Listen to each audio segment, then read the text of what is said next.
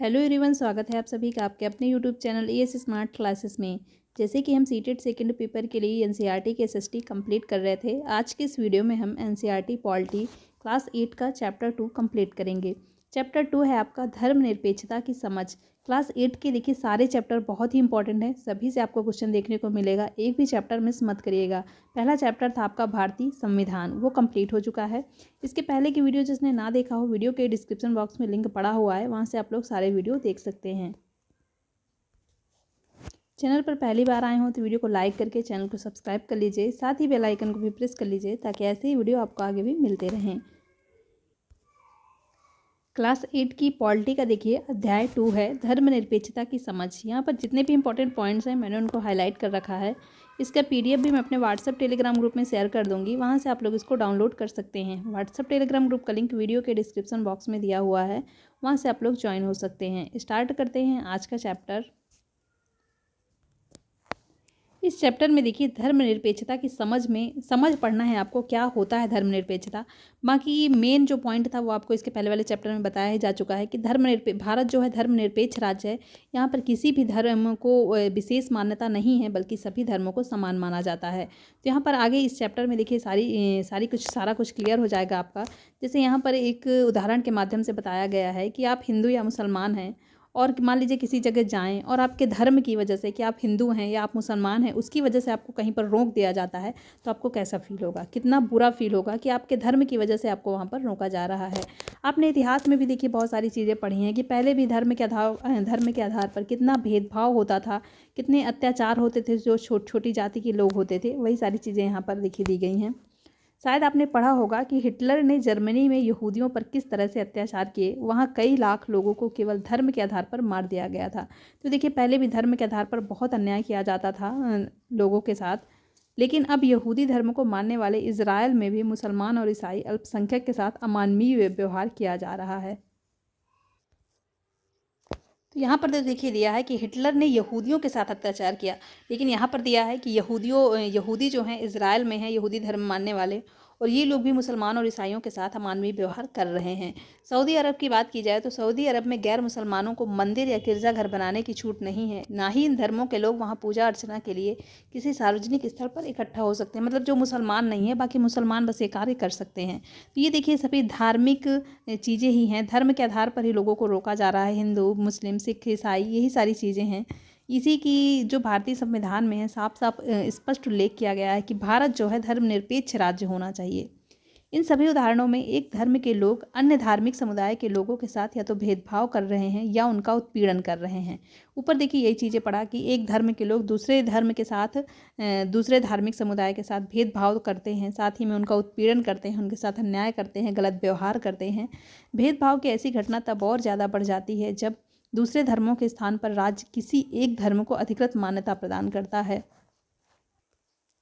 मतलब इसका क्या हुआ कि जब अगर राज्य किसी एक धर्म को, मान लीजिए धर्म बहुत सारे होते हैं, किसी एक धर्म को आधिकारिक मान्यता प्रदान कर दे कि नहीं ये धर्म तो आधिकारिक रूप से है, तो तब भेदभाव की जो घटनाएं हैं काफ़ी ज़्यादा बढ़ जाएंगी। भारत में देखिए किसी भी धर्म को अधिकृत मान्यता नहीं प्राप्त है, सभी धर्म समान हैं। जाहिर है कोई भी व्यक्ति अपने धर्म की वजह से ना तो भेदभाव का शिकार होना चाहता है और ना ही किसी दूसरे धर्म का दबदबा झेलना चाहता है। भारत में क्या राजधर्म के आधार पर किसी एक नागरिक के साथ भेदभाव कर सकता है? नेक्स्ट देखिए धर्मनिरपेक्षता क्या है। धर्मनिरपेक्षता आगे आप समझेंगे क्या होता है। कोई भी व्यक्ति हो वो नहीं चाहेगा, अब भाई सभी का जन्म होता है इस दुनिया में, हर इंसान खाता पीता है, नौकरी करता है, पैसे कमाता है। अब इसका मतलब ये तो नहीं है कि धर्म के आधार पर उसके साथ भेदभाव किया जाए, नहीं, ये गलत बात है। कोई भी इंसान नहीं चाहेगा कि उसके साथ भेदभाव किया जाए। नेक्स्ट देखिए धर्मनिरपेक्षता है क्या। पिछले अध्याय में देखिए मौलिक अधिकारों के बारे में मैंने आपको बताया था। 6 मौलिक अधिकार होते हैं, उसमें कि क्या क्या समानताएं लोगों को दी गई हैं, क्या क्या अधिकार लोगों को दिए गए हैं। वो अधिकार जो मिले हैं लोगों को राज्य की सत्ता से तो हम लोगों को बचाते ही हैं, आम लोगों को, साथ ही में जो बहुमत की निरंकुशता से भी हमारी रक्षा करते हैं। तो सारी चीज़ें आप पिछले अध्याय में मैंने आपको बता दी थी। भारतीय संविधान सभी को अपने धार्मिक विश्वासों और तौर तरीकों को अपनाने की पूरी छूट देता है। देखिए साफ साफ उसमें उल्लेख भी है, मैंने कल आपको बताया था। सबके लिए समान धार्मिक स्वतंत्रता के इस विचार को ध्यान में रखते हुए भारतीय राज्य ने धर्म और राज्य की शक्ति को एक दूसरे से अलग रखने की रणनीति बनाई है। मतलब ये भारतीय राज्य की देखिए रणनीति है कि उसने राज्यों और धर्म और राज्य की शक्ति को एक दूसरे से अलग रखा है। ऐसा नहीं है कि राज्य में किसी धर्म को विशेष मान्यता दी जाए, तो उसने धर्म और राज्य को अलग रखा है। यही रणनीति अपनाई है भारतीय राज्य ने। धर्म को राज्य से अलग रखने की इसी अवधारणा को धर्मनिरपेक्षता कहा जाता है।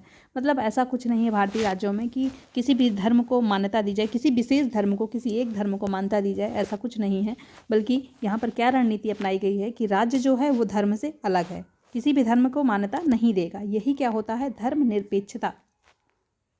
नेक्स्ट आगे बढ़ेंगे।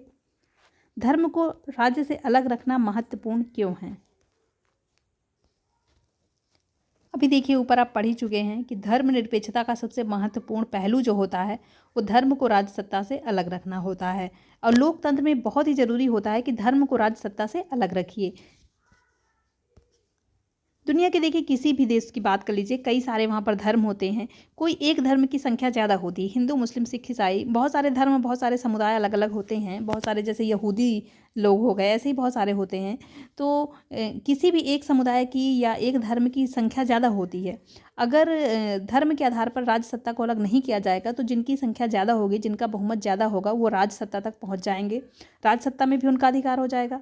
अब वहाँ पर भी अगर अधिकार हो जाएगा तो जो दूसरे धर्म के लोग बचे उनके साथ तो देखिए भेदभाव होगा। अगर भेदभाव होगा तो उन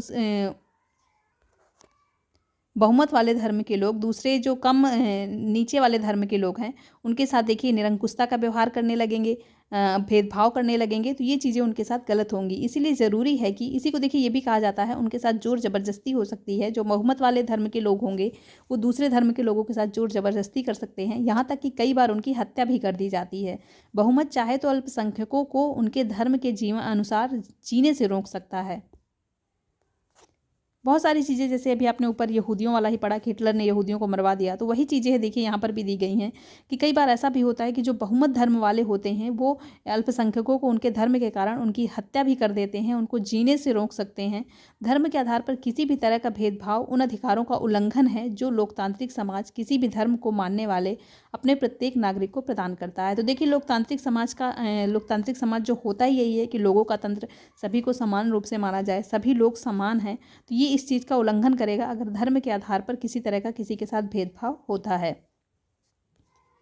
लिहाजा बहुमत की निरंकुशता और उसके कारण मौलिक अधिकारों का हनन वह अहम कारण है जिसके चलते लोकतांत्रिक समाजों में राज्य और धर्म को अलग रखना इतना महत्वपूर्ण माना जाता है। तो देखिए यही कारण है मेन कि बहुमत की निरंकुशता बढ़ जाएगी, मौलिक अधिकारों का हनन होगा, क्योंकि मौलिक अधिकारों में साफ साफ दिया हुआ है, काफ़ी सारी चीज़ें दी हुई हैं, कल मैंने आपको बताया था, उन सभी का हनन होगा और निरंकुशता तो बढ़ेगी ही बहुमत की। तो इसके चलते जो लोकतांत्रिक समाज होगा, इसी कारण से लोकतांत्रिक समाज में राज्य और धर्म को अलग अलग रखना महत्वपूर्ण बन जाता है। देखिए मेन कारण आप समझ गए होंगे। यहाँ पर देखिए एक कारण दिया हुआ है कि लोकतांत्रिक समाज में धर्म को राज्य से अलग रखने का एक महत्वपूर्ण कारण यह है कि हमें लोगों के धार्मिक चुनाव के अधिकार की रक्षा करनी है।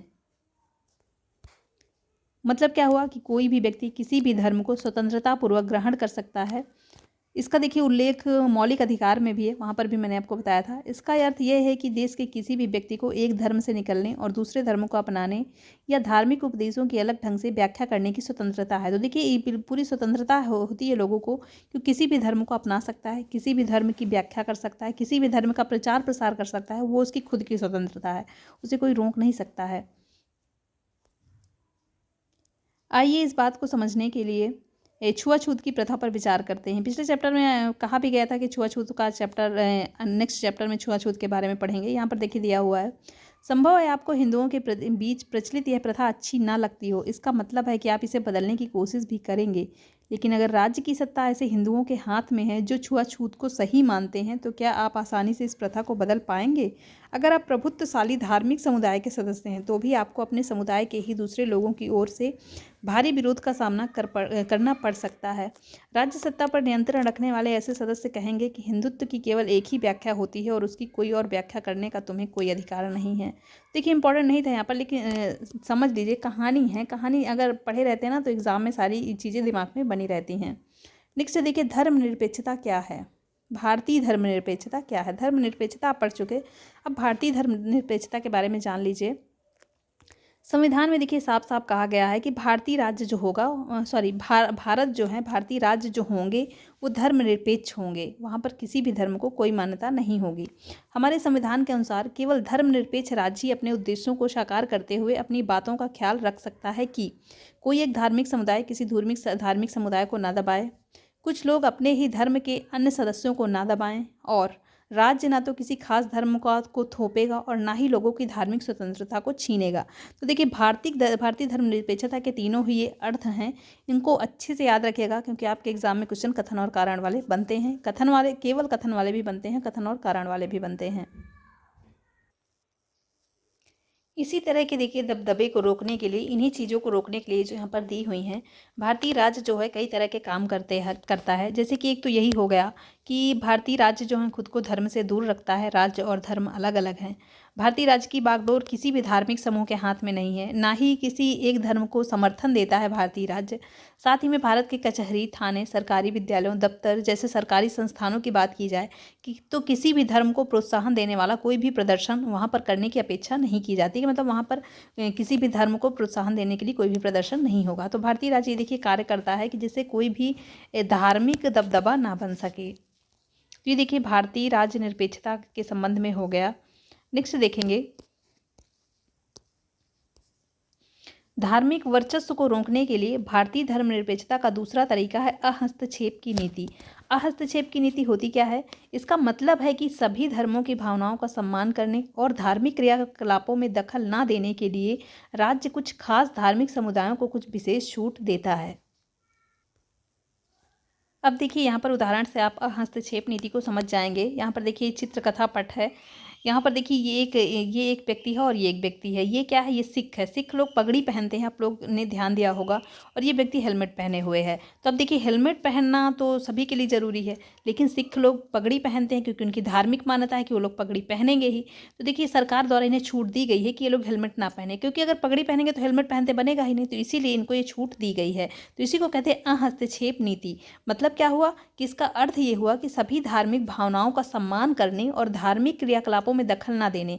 जैसे ये इनकी धार्मिक भावनाएं ही तो हैं सिख की कि ये लोग पगड़ी पहनते हैं। तो भारत में देखिए हस्तक्षेप नीति भी अपनाई जाती है कि सभी प्रकार के धार्मिक भावनाओं का सम्मान किया जाता है और धार्मिक क्रियाकलापों में दखल ना देने के लिए कुछ जो विशेष धार्मिक समुदाय हैं उनको विशेष छूट दी जाती है। जैसे यहाँ पर इस चित्रकथा पट के माध्यम से आपको समझा दिया गया है, वही चीज़ें देखिए यहाँ पर भी दी हुई हैं। नेक्स्ट है देखिए, धार्मिक वर्चस्व को रोकने के लिए भारतीय धर्मनिरपेक्षता का तीसरा तरीका हस्तक्षेप का तरीका है। हस्तक्षेप आप पढ़ चुके। अब देखिए तीसरा तरीका हस्तक्षेप का भी है। जैसे कि इसी अध्याय में आप पीछे पढ़ चुके हैं, छुआछूत के बारे में पढ़ चुके हैं। तो इस बात का उपयुक्त उदाहरण है कि किस तरह एक ही धर्म के लोग, ऊंची जाति के हिंदू अपने ही धर्म के अन्य सदस्यों, कुछ निचली जातियों को दबाते हैं। देखिए हैं सभी हिंदू, पर जातीय लोग बना रखे हैं ना कि ऊंची जाति ही नीची जाति है, तो कैसे लोग यहाँ पर दबाते हैं। धर्म के नाम पर अलग थलग करने वाले और भेदभाव को रोकने के लिए भारतीय संविधान ने छुआछूत पर पाबंदी लगाई है। इस उदाहरण में राज्य धर्म के नाम पर अलग थलग करने और भेदभाव को बढ़ावा देने वाली उस प्रथा को खत्म करने के लिए धर्म में हस्तक्षेप कर रहा है। तो देखिए यहाँ पर धर्म में हस्तक्षेप भी कर रहा है राज्य, और धर्म में हस्तक्षेप भी कर रहा है। जहाँ पर जो ज़रूरत होती है वहाँ पर कर रहा है। अब जैसे छुआछूत वाली नीति है तो यहाँ पर हस्तक्षेप करता है कि नहीं, छुआछूत को खत्म करना चाहिए। और वहाँ वो सिख वाली बात थी तो वहाँ पर हस्तक्षेप नीति, क्योंकि वो उनकी धार्मिक मान्यता थी, उसमें और किसी को कोई नुकसान नहीं है, तो वहाँ पर हस्तक्षेप नीति अपनाई गई थी। हस्तक्षेप देखिए कर रहा है जो निचली जातियों के लोगों को मौलिक अधिकारों का हनन करता है, क्योंकि वे भी इसी देश के नागरिक हैं। तो देखिए जहाँ पर किसी के मौलिक अधिकारों का हनन हो रहा है, जैसे निचली जाति के यहाँ पर हो रहा है, तो यहाँ पर सरकार जो है क्या कर रहा है? हस्तक्षेप कर रहा है। इसी तरह माँ बाप की संपत्ति में बराबर हिस्से के अधिकार का सम्मान करने के लिए राज्यों को समुदायों के धर्म पर आधारित निजी कानूनों में भी हस्तक्षेप करना पड़ता है। माँ बाप की जो संपत्ति होती है, जितने भी बच्चे होंगे सभी को बराबर हिस्सा होगा। ऐसा नहीं है कि किसी को कम किसी को ज़्यादा। तो इसमें भी देखिए सरकार जो होता है निजी कानूनों में भी हस्तक्षेप करना पड़ सकता है। नेक्स्ट देखिए कि राज्य का हस्तक्षेप सहायता के रूप में भी हो सकता है। जैसे संविधान धार्मिक समुदायों, मतलब सभी धार्मिक समुदायों को अपने स्कूल और कॉलेज खोलने का अधिकार देता है कि आप अपने धार्मिक समुदाय का स्कूल और कॉलेज खोल सकते हैं। साथ ही में ज़रूरत पड़ने पर उनकी आर्थिक सहायता भी राज्य करता है। भारतीय धर्मनिरपेक्ष दूसरे लोकतांत्रिक देशों की धर्मनिरपेक्षता से किस तरह अलग है?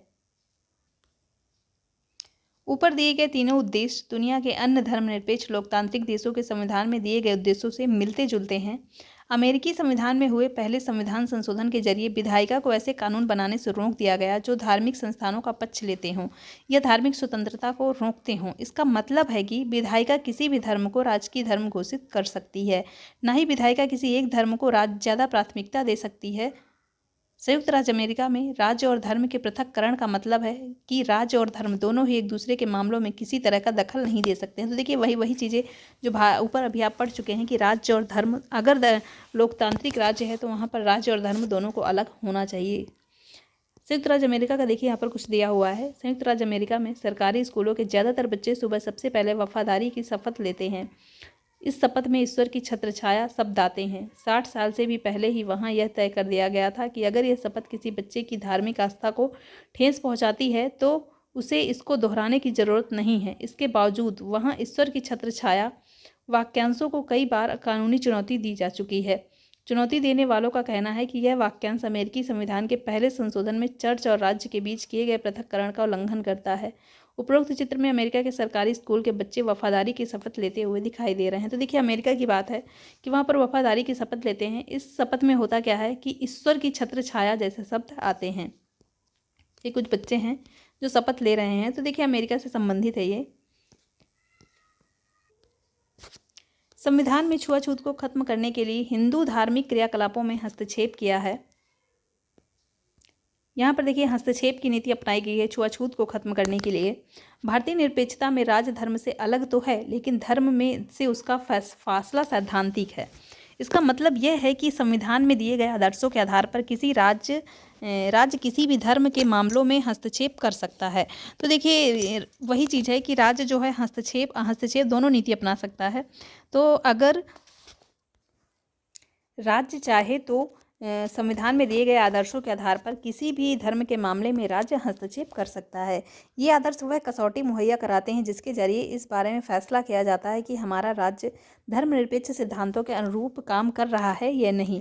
तो देखिए ये आदर्श जो होते हैं इनसे यही चीज़ें पता चलती हैं कि धर्मनिरपेक्ष तो है हमारा देश, ऐसे काम कर रहा है या नहीं, धर्मनिरपेक्ष के सिद्धांतों पर क्या क्या काम हो रहे हैं इस आधार पर, या इसकी कोई मान्यता ही नहीं है। तो ये सारी चीज़ें ये कसौटी मुहैया कराते हैं। भारतीय राज्य धर्मनिरपेक्ष और धार्मिक वर्चस्व को रोकने के लिए कई तरह से काम करता है। भारतीय संविधान अपने नागरिकों को मौलिक अधिकार का आश्वासन देता है। मौलिक अधिकार देखिए लोगों को ही दिए गए हैं, जिससे वो अधिकार संविधान द्वारा दिए गए हैं। ये मूलभूत अधिकार इन धर्मनिरपेक्ष सिद्धांतों पर आधारित है, लेकिन इसका मतलब ये नहीं है कि भारतीय समाज में इन अधिकारों का उल्लंघन बंद हो गया है। अब देखिए उल्लंघन तो होता ही है, ऐसा नहीं कह सकते कि बिल्कुल सभी कुछ ठीक हो गया है, एकदम सही हो गया है। तो उल्लंघन तो लोग करते ही हैं, बाकी अधिकार तो लोगों को दिए ही गए हैं। बल्कि वास्तव में ऐसे उल्लंघनों की वजह से ही हमारे सामने संवैधानिक व्यवस्था की जरूरत बनी हुई है। इस तरह अधिकारों के होने का ज्ञान हमें इन अधिकारों के उल्लंघन के प्रति संवेदनशील बनाता है। जब कभी ऐसा होता है तो हमें इसके खिलाफ सही कदम उठाने की क्षमता भी उसी से मिलती है। अब अगर हमें ज्ञान होगा कि हमें कौन कौन से अधिकार प्राप्त हैं, तो हम उसके खिलाफ, अगर उसका उल्लंघन कोई करेगा तो हम उसके खिलाफ आवाज़ उठा सकते हैं। अगर हमें ज्ञान ही नहीं होगा तो हम उसके खिलाफ आवाज़ कैसे उठा सकते हैं। फरवरी 2004 में फ्रांस में एक कानून बनाया गया। इस कानून में प्रावधान किया गया कि कोई भी विद्यार्थी इस्लामी बुर्का, यहूदी टोपी या बड़े बड़े ईसाई क्रॉस जैसे धार्मिक अथवा राजनीतिक चिन्हों या प्रतीकों को धारण करके स्कूल में नहीं आएगा।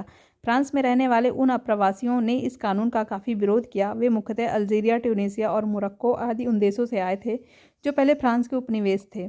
1960 के दशक में फ्रांस में मजदूरों की कमी हो गई थी। उस समय इन अप्रवासियों को फ्रांस आकर काम करने के लिए वीज़ा यानी प्रवेश पत्र दिए गए थे। उन अप्रवासियों की बेटियां स्कूल में अक्सर सिर पर रुमाल बांध कर जाती थी, लेकिन इस नए कानून के लागू होने के बाद उन्हें सिर पर रुमाल बांधने के कारण स्कूलों से निकाल दिया गया। तो देखिए ये नियम किस लिए बनाया गया कि सभी को एक समान माना जाए, किसी को अलग ना माना जाए। लेकिन उसमें भी काफ़ी लोगों को दिक्कतें होती हैं कि नहीं, हम ऐसा नहीं करेंगे। यहाँ पर देखिए कुछ इंपॉर्टेंट शब्द हैं। जोर ज़बरदस्ती, इसका मतलब है कि किसी को कोई चीज़ करने के लिए मजबूर करना। इस अध्याय के संदर्भ में यह शब्द राज्य जैसी किसी कानूनी सत्ता द्वारा ताकत के इस्तेमाल से है, कि मतलब कोई कानूनी सत्ता अपनी ताकत द्वारा किसी के साथ जोर जबरदस्ती करे। व्याख्या की स्वतंत्रता, सभी व्यक्तियों को अपने हिसाब से चीज़ों को समझने की छूट होती है। इस अध्याय में व्याख्या की स्वतंत्रता का मतलब है कि हर एक व्यक्ति अपने धर्म की समझ और अर्थ खुद तय कर सकता है। मतलब उसको किस धर्म को अपनाना है, किस धर्म का प्रचार प्रसार करना है, ये वो खुद तय करेगा कि उसको किस धर्म को मानना है। हस्तक्षेप क्या हुआ? प्रस्तुत अध्याय में इसका मतलब है कि संविधान के सिद्धांतों के अनुरूप किसी मामले को प्रभावित करने के लिए राज्य की ओर से होने वाला प्रयास। यहाँ से देखिए आपका चैप्टर कंप्लीट होता है। वीडियो पसंद आया हो तो लाइक कर दीजिएगा। साथ ही में जो भी चैनल पर नए हैं चैनल को सब्सक्राइब करके बेल आइकन को भी प्रेस कर लीजिए ताकि ऐसे वीडियो आपको आगे भी मिलते रहें। मिलते हैं नेक्स्ट वीडियो में। Thanks for watching.